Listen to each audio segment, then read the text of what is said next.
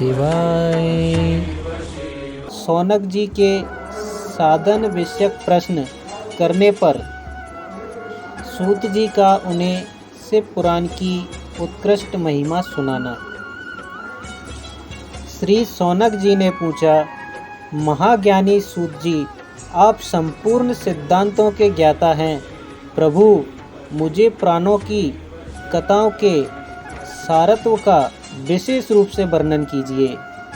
ज्ञान और वैराग्य सहित भक्ति से प्राप्त होने वाले विवेक की वृद्धि कैसे होती है तथा साधु पुरुष किस प्रकार अपने काम, क्रोध आदि मानसिक विकारों का निवारण करते हैं। इस घोर कलिकाल में जीव अक्सर असुर स्वभाव के हो गए हैं। उस जीव समुदाय को शुद्ध दैवी संपत्ति से युक्त बनाने के लिए सर्वश्रेष्ठ क्या उपाय है? आप इस समय मुझे ऐसा कोई शाश्वत साधन बताइए जो कल्याणकारी वस्तुओं में भी सबसे उत्कृष्ट एवं परम मंगलकारी हो तथा पवित्र करने वाले उपायों में भी सर्वोत्तम पवित्र कारक उपाय हो। तात वह साधन ऐसा हो जिसके अनुष्ठान से शीघ्र ही अंतकरण की, अंतर्मन की विशेष शुद्धि हो जाए तथा उससे निर्मल चित्त वाले पुरुष को सदा के लिए शिव की प्राप्ति हो जाए। इसके जवाब में श्री सूत जी ने क्या कहा? हे मुनि श्रेष्ठ शौनक, तुम धन्य हो, क्योंकि तुम्हारे हृदय में पुराण कथा सुनने का विशेष प्रेम एवं लालसा है। इसलिए मैं शुद्ध बुद्धि से विचार कर तुमसे परम उत्तम शास्त्र का वर्णन करता हूँ। हे प्रिय, वह संपूर्ण शास्त्रों के सिद्धांत से संपन्न, भक्ति आदि को बढ़ाने वाला तथा भगवान शिव को संतुष्ट करने वाला है। कानों के लिए रसायन अमृत स्वरूप तथा दिव्य है, तुम उसे श्रवण करो। मुनि, वह परम उत्तम शास्त्र है शिव पुराण, जिसका पूर्व काल में भगवान शिव ने ही प्रवचन किया था। यह काल रूपी सर्प से प्राप्त होने वाला महान त्रास का विनाश करने वाला उत्तम साधन है। गुरुदेव व्यास ने सनत कुमार मुनिका का उपदेश पाकर बड़े आदर से संक्षेप में ही इस पुराण का प्रतिपादन किया है। इस पुराण के प्रणयन का उद्देश्य है कलयुग में उत्पन्न होने वाले मनुष्यों के परम हित का साधन।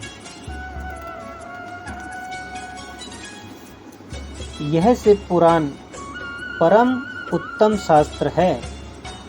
इसे इस भूतल पर भगवान शिव का बाणमय स्वरूप समझना चाहिए और सब प्रकार से इसका सेवन करना चाहिए।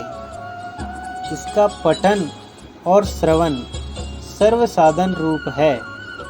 इससे शिव भक्ति पाकर श्रेष्ठतम स्थिति में पहुंचा हुआ मनुष्य शीघ्र ही शिव पद को प्राप्त कर लेता है।